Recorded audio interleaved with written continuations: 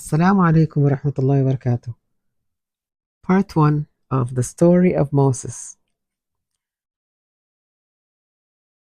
The Pharaoh of Egypt trembled with fear. He had a vision of being overthrown by the Bani Israel, the children of Israel, who he viewed as being worthless. Without delay, he summoned his priests, ministers, and magicians. He told them of the horrifying vision of fire emanating from Jerusalem, burning down the houses of Egyptians and Copts, leaving the children of Israel untouched. After carefully considering the symbolism of the vision, the party inferred that an extraordinary boy would be born among the Israelites, and ultimately his rise would bring about the end of their oppression. Thus, the command was given to slay all male children born to the Israelites.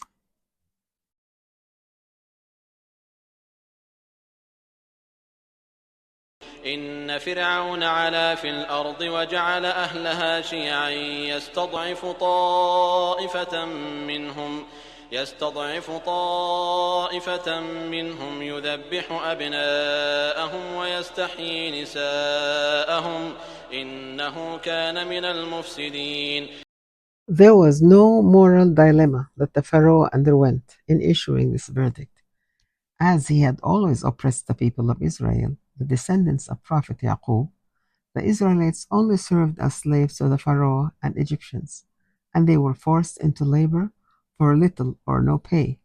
They were treated as lowly citizens who had no rights.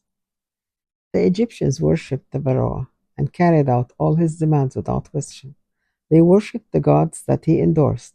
Challenging him on any issue would be as good as signing your own death warrant. The people feared the Pharaoh, and although they may not have believed in polytheism, they followed the path of their king without protest. With all male babies born to the Israelis being killed, the Pharaoh was left with a new problem. His sages warned, the elders of the Israelis die and the young are slaughtered. This will lead to their annihilation. As a result, you will lose the manpower of those who work for you. The sages then suggested to the Pharaoh a cyclical policy for regulating the slaughter.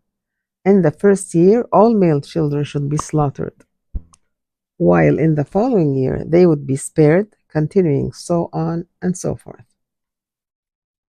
In the year Bani Israel's camp was to undergo a slaughter of their baby boys, a woman having just given birth to a son was gripped with terror. Her older son Harun had narrowly escaped this fate, born in a year where boys were spared. وأوحينا إلى أم موسى أن أرضعيه فإذا خفت عليه فألقيه في اليم ولا تخافي ولا تحزني إنا رادوه إليك وجاعلوه من المرسلين. Reassuring herself with the Lord's promise, the mother nursed her son in secret. She named him Musa.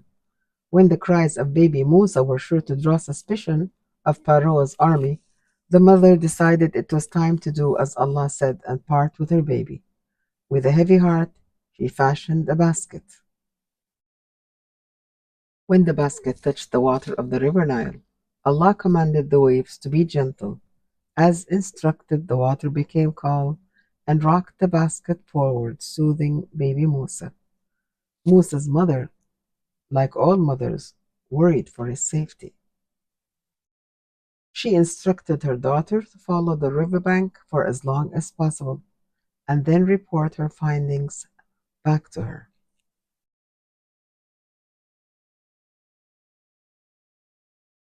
وأصبح فؤاد أم موسى فارغا إن كادت لتبدي به لولا أن ربطنا على قلبها لتكون من المؤمنين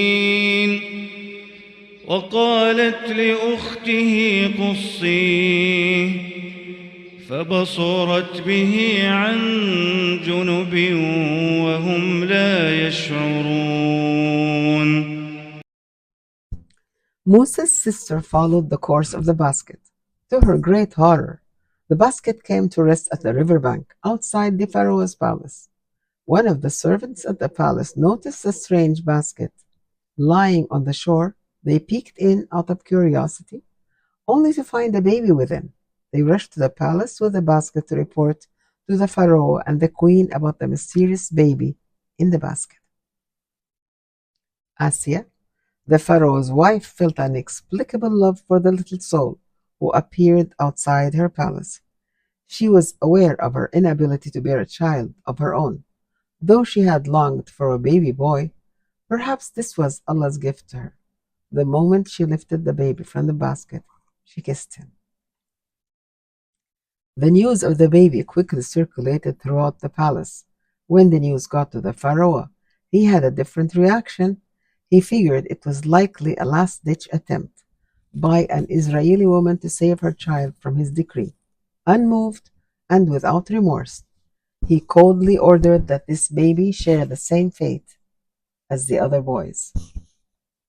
Asya turned to her husband and requested, "This baby is a source of joy for you and me." Pharaoh watched on as his wife held the baby tenderly, weeping with joy while hugging and kissing him. He had never witnessed her so happy. See, Asya was the complete opposite of the Pharaoh. While he was a disbeliever, she was a firm believer in Allah. He was cruel and a tyrant, yet she was merciful, delicate, and good-hearted. She pleaded, "Do not kill him.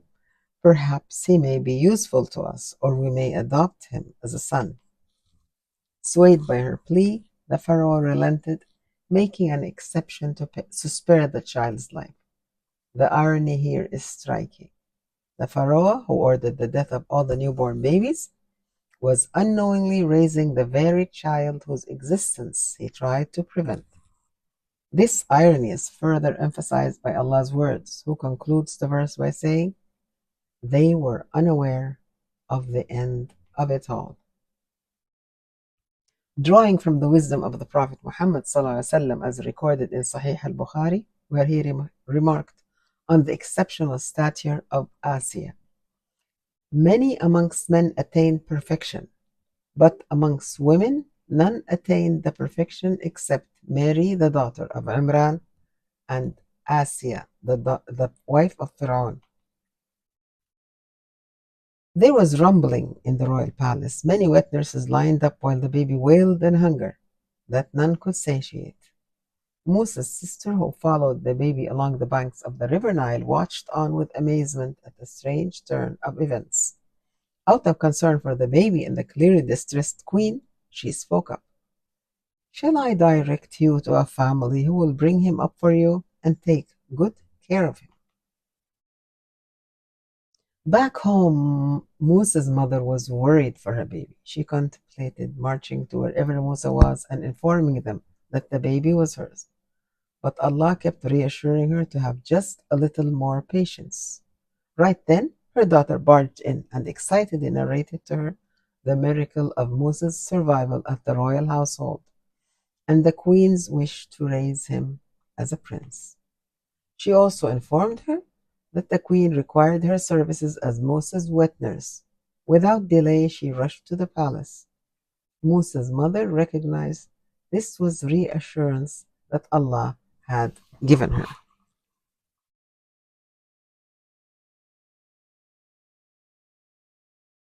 وحرمنا عليه المراضع من قبل فقالت هل أدلكم على أهل بيت يكفلونه لكم وهم له ناصحون فرددناه إلى أمه كي تقر عينها ولا تحزن ولتعلم أن وعد الله حق ولكن أكثرهم لا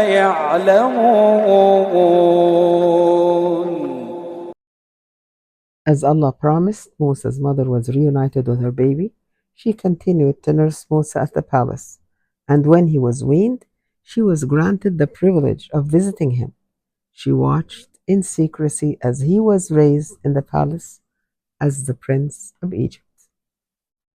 In Surah Al-Qasas, verse 14 of the Quran, we are told that as Musa grew up, Allah bestowed upon him strength, sound knowledge, and wisdom required of a messenger. These attributes kept his mind active and curious. He used to question many of the Egyptians' beliefs, like how they would worship multiple gods. His independent thinking, combined with a deep sense of justice, led him to champion the weak and oppressed secretly. This was despite the lifestyle afforded by his royal upbringing in the same household as the pharaoh. One day, while Musa was wandering through the city, he witnessed two men in a brawl. The one being beaten up was an Israelite, and the oppressor was the Egyptian.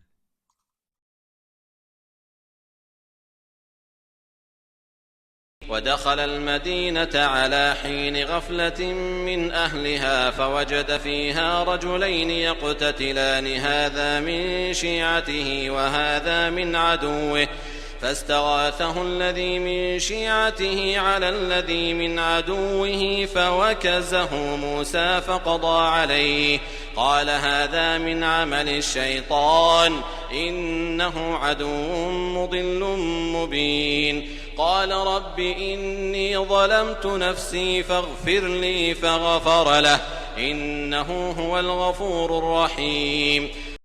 Here we come to know of the strength and physical attributes Allah had gifted Musa. At the time, Musa was reaching maturity, so some scholars suggest that he was not yet accustomed to the extent of his own strength. Musa then cried out, even though he responded in defense of the man, and he could rationalize how the Egyptians were committing many atrocities on the Israelites. This was not what he intended. His heart was consumed with remorse.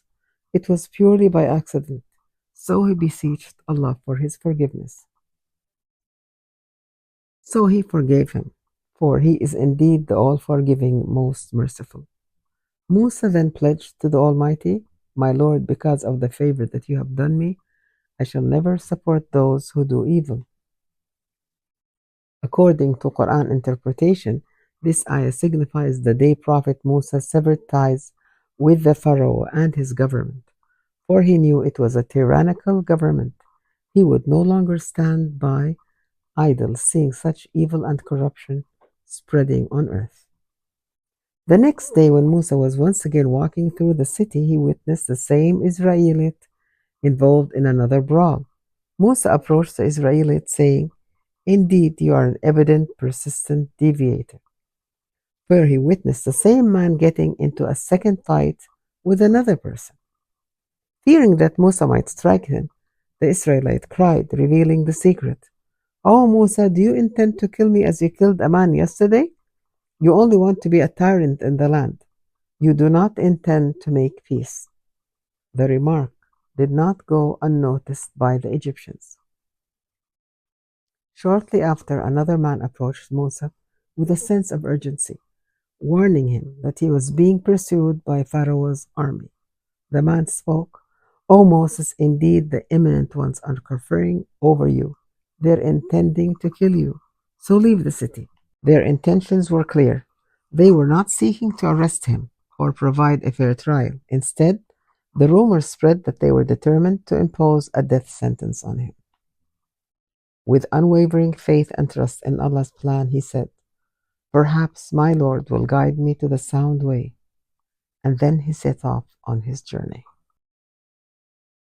خرج منها خائفا يترقب قال رب نجني من القوم الظالمين ولما توجه تلقاء مدين قال عسى ربي أن يهديني سواء السبيل